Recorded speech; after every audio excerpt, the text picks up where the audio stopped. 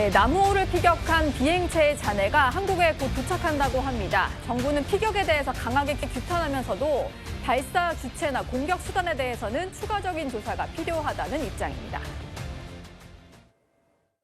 상당 기간의 시간이 필요합니다. 구체적으로 아직 말씀드릴 수 있는 바는 없고 보다 정확한 비행체 관련 정보에 대해서는 추가적인 조사가 필요한 상황입니다.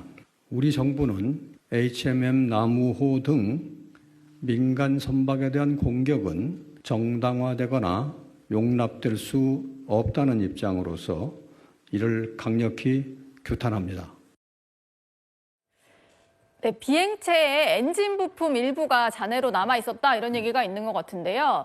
크기가 그렇게 크지 않다 보니까 외교 행랑에 넣어서 들어오는 것 같습니다. 이용종 기자님께 좀 여쭤보겠습니다. 그럼에도 불구하고 정부는 조사 결과가 나오려면 좀 시간이 걸릴 것 같다라고 하던데 얼마나 걸릴까요?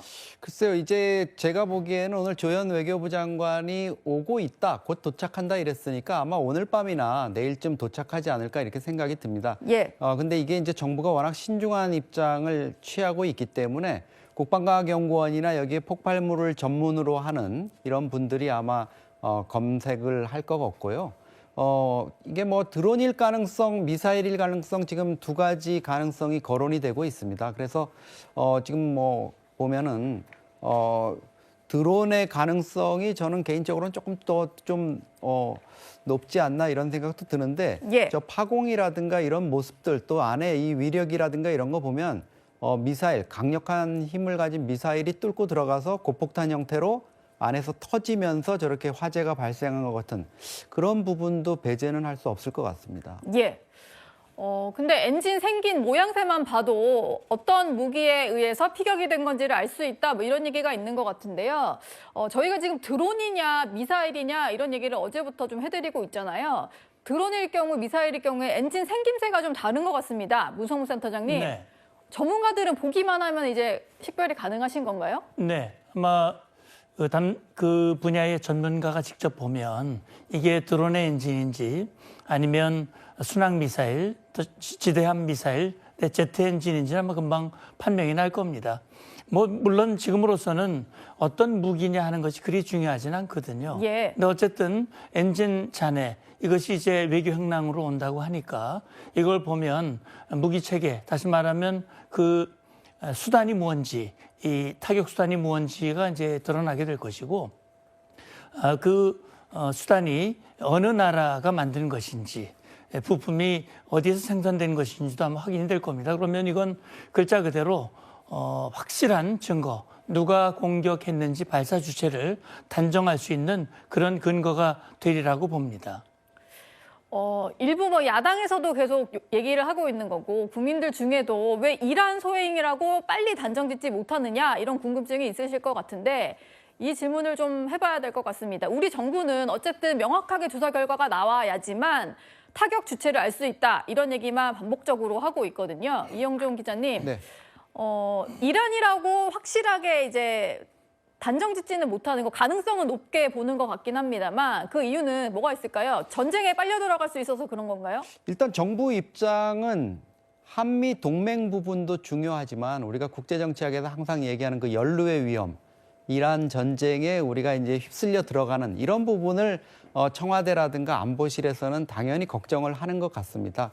그러다 보니까 이제 지금 현재까지도 어제 이제 위성락 실장이 이 공격 주체를 얘기하지 않으면서 이런 그 피격에 대해서 비난을 하면서도 이란이라고 이렇게 특정을 하지 않잖아요. 사실 이란 대사를 초치까지 했다는 거는 초치 형식으로 이렇게 불렀다는 거는 사실 뭐 이란 소행임을 이제는 누구나 이렇게 알 수 있는 단계까지 갔는데 정부 입장에서는 곤란한 점도 있을 것 같습니다. 왜냐하면 이번 사태와 관련해 가지고 미국의 참전 요청이라든가 이런 거에 일정한 거리를 두면서 이란하고의 관계를 계속 좀 관리를 하려고 했잖아요. 예. 그게 이제 한이란의 뭐 기본적인 친선 관계뿐만 아니라 나중에 그 전쟁 이후에도 원유의 안정적인 수급이라든가 이렇게 좀 길게 봐야 되는 적대시했다가 올 후유증이라든가 이런 것들을 본 것 같습니다. 그러다 보니까 이제 여러 가지 조치들이 있었는데 특히 우리가 50만 불을 또 이란에 인도적으로 뭐 지원을 하기도 했고 예.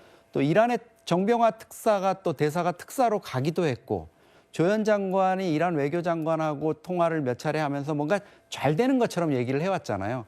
근데 이 상황에서 정부가 만약에 이란이 이런 피격을 했다고 일찌감치 공론화하고 이렇게 하면은 이게 부담이 또 만만치 않은 측면이 있어서 정부랑 청와대는 지금 아마 이 부분을 가능한 한 완전히 확실히 드러나고 공격 주체가 확실히 드러날 때까지 좀 최대한 미루려는, 그래서 뭐 시간을 또 버는 측면도 있지 않습니까? 네. 그런 측면에서 계속 좀 시간이 걸리는 게 아닐까 이런 생각이 듭니다.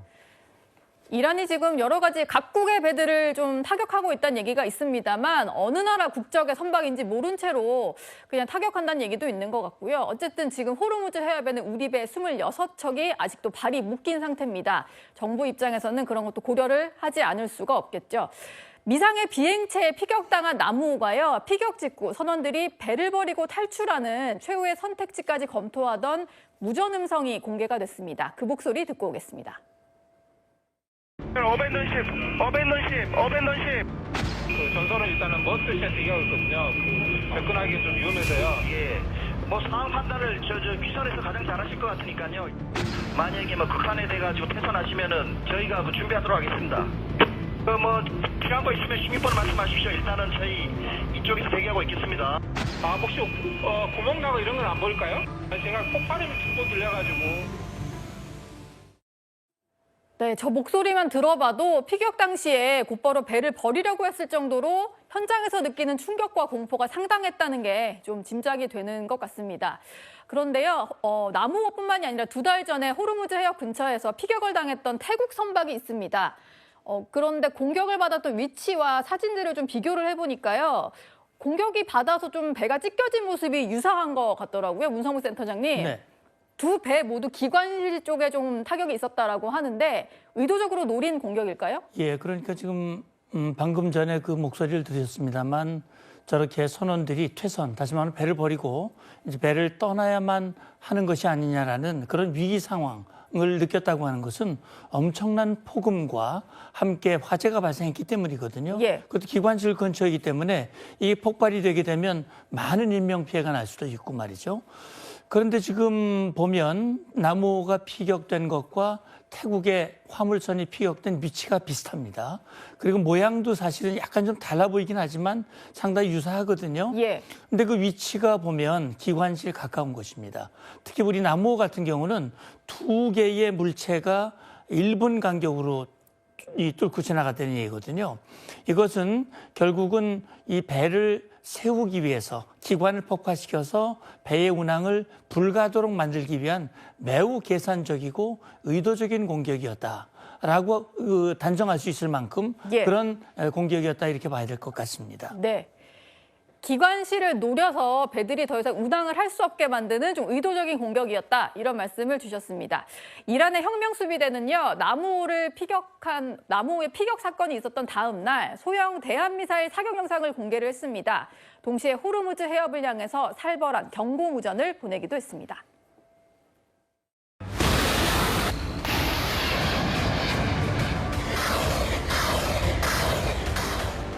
This is Sepah Navy. You are ordered to leave this area immediately. If you disobey, I shall open fire at you and you will be destroyed. This is Sepah Navy out.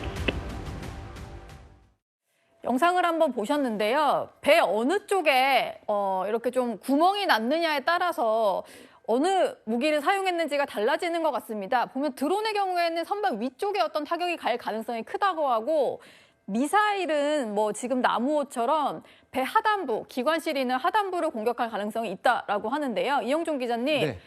이 그래픽만 보면은 뭐 드론보다는 미사일일 가능성이 커 보이네요. 그렇습니다. 지금 저 미사일 공격의 경우에는 이제 시스키밍 방식이라 그래서 바다 수면 한 1m 정도를 두고 날아가는 방식으로 바로 이제 그 만재 흘수선을 때리는 거거든요. 예. 그러니까 바다 수면과 가장 인접해 있는 배의 부분을 때리면 이제 침수가 가장 효과적으로 될 수 있으니까 함선의 어떤 공격에는 주로 이제 저렇게 대함 미사일로 공격하는 방식이 쓰이는데 드론 같은 경우에는 사실 그 가판이라든가 연돌이라고 불리는 그 굴뚝 그런 데서 이제 열이 나오는 이런 부분을 때려가지고 표면적인 손상만 입는 경우가 많거든요. 그러다 보니까 이제 이번에 미사일이 아니냐 이런 부분 얘기가 나오는데 사실 이란의 코우샤르 미사일 같은 경우에는 직경이 한 18cm 정도밖에 되지 않는데요. 네. 우리 나무에 나 있는 저 구멍을 보면 윗부분에 있는 거는 저게 아주 그 미사일 같은 게 뚫고 들어가면서 지금 생긴 거거든요. 저게 한 50cm 된다는 건 상당히 그 구경이 넓은 이런 발사체가 들어가서 내부에서 터졌다는 얘기이기 때문에 이 부분과 관련해서 지금 전문가들도 군사 전문가들도 좀 의견이 엇갈리는 것 같아요. 아직 외관상으로 본 거니까. 네. 그래서 이제 이 발사체 잔해를 가져와서 그 내용이 어떤 건지를 좀 정확히 보고 그다음에 거기에 있는 엔진이라든가 여기에 또 여러 가지 식별, 자기네들이 그 제조국에서 만든 여러 가지 식별 장치들이 있기 때문에 그런 것들을 종합적으로 해서 아마 정부가 발표를 하게 될 것 같습니다. 말씀을 주신 대로 전문가들 사이에서도 드론이다, 미사일이다 의견이 분분한 것 같습니다.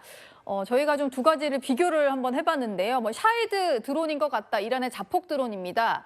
그런 얘기도 있는 것 같고 아니면 나스르라고 하는 이란 대함 순항 미사일 가능성이 있어 보인다라는 얘기도 있는데요. 문성묵 센터장님이 좀 보시기에는 네. 어느 가능성이 더 커 보이세요? 예, 뭐 지금으로서는 정확하게 단정적으로 말씀드리기는 어렵습니다만 심정적으로 보면 지금 파공의 이 직경과 깊이 그리고 그 위치 그런 것들로 고려해 본다면 저는 뭐 드론에 비해서는 드론보다는 순항 미사일 쪽이 좀 높지 않을까. 가능성이 그런 높지 생각이 않을까? 더 들거든요. 네. 그러니까 저게 제가 볼 때는 폭약을 이제 좀 축소해가지고 그렇게 민간 선박을 타격을 하는 거니까요. 그러니까 경고 차원에서 줄이면은 전체 뭐 지금 일각에서는 그 순항 미사일, 지대 미사일 같은 경우는 폭약이 크기 때문에 아예 배가 폭발할 것이다 이런 얘기들도 하지만 폭약 자체를 줄이면 저렇게 관통을 해서 일부만 폭발하는 그런 효과를 나타낼 수도 있기 때문에 지금으로서는 드론보다는 순항 미사일이 좀 높지 않을까 보는데 이제 정확하게 엔진이라든지 이런 걸 확인하면 아마 최종적 특정이 될 거고 중요한 건 드론이든 미사일이든 이 군사 무기를 가지고 민간 배 아무런 대응할 수 없는 이런 민간 선박을 타격했다고 하는 것은 우리 대통령실이 말했듯이 청와대에서 말했듯이 정말 강력한 규탄을 받아야 되고 또 책임을 져야 할 그런 일이라고 봅니다. 그런데 본인들의 소행이다 아니다 여러 가지 의견이 분분했었는데 이란 정부는 아니다, 우리 소행이 아니다라고 강력하게 얘기를 해오다가 최근에는 그냥 침묵을 하는 것 같습니다. 아무런 입장을 내지 않고 있습니다.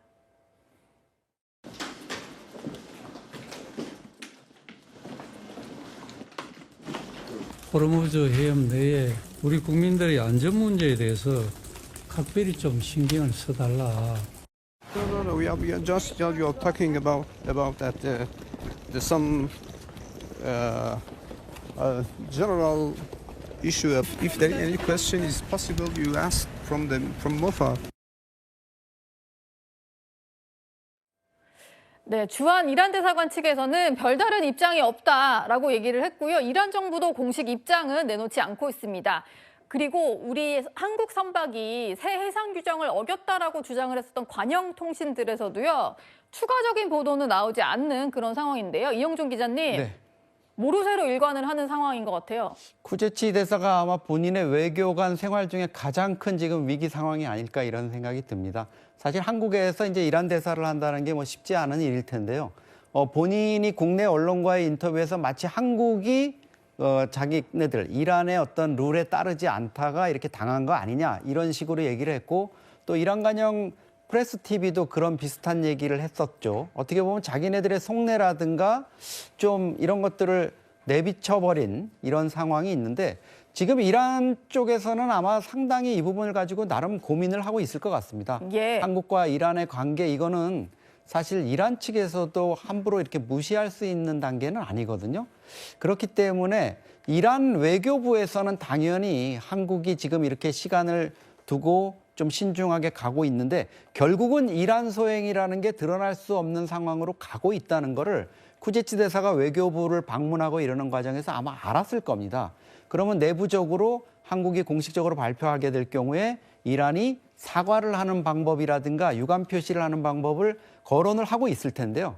그게 이슬람 혁명 수비대라든가 이런 강경파에서 그런 것들을 용인할 거냐, 이런 거는 아마 쉽지 않을 것 같습니다. 지금 또 자기네들이 여기에 대해서 사과를 하거나 유감 표명을 하게 되면 다른 여러 가지 지금까지의 어떤 공격이라든가 이런 거에 대해서도 본인들이 인정을 안 할 수가 없는 이런 상황이기 때문에 이란 내부에서도 아마 이런 부분과 관련해서 상당히 내부적으로 좀 입장 차이들, 갈등 이런 부분이 있지 않을까 이렇게 생각이 듭니다.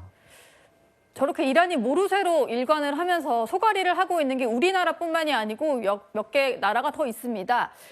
중국과 프랑스 국적의 선박들도 좀 피해를 입은 바가 있었는데요. 중국 같은 경우도 깊은 우려를 표명하면서도 이란을 향한 강력한 메시지라든지 이란 소행이다라는 구체적인 발표는 하지 않았고요.